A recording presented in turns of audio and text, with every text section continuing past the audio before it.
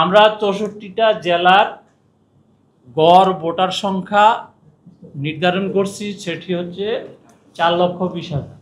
4,20,000 voter ধরে আমরা এটার উপরে আছে কিছু, নিচে আছে কিছু।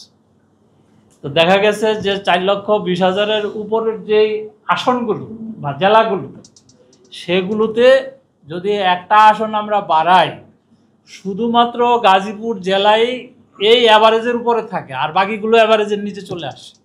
যার কারণে বাকিগুলোর বাড়ানোর যে প্রস্তাব সেটি তারা দেয়নি।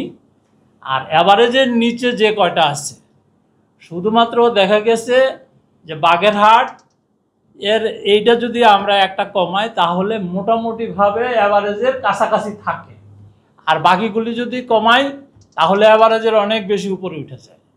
তো এই হলো ক্যালকুলেশন। সেই ক্যালকুলেশনের ভিতরেই আপনার তারা কি বলে যে এই দুই জেলারই আসন এফেক্ট হয়েছে, আর ম্যাথমেটিক্যালি আর বাকি জেলার আসনগুলো তারা হ্রাস বৃদ্ধির প্রস্তাব করে নাই।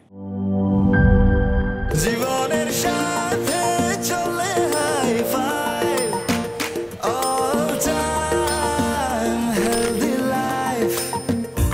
নিশ্চিন্তে খান স্বাস্থ্যকর অল টাইম পান।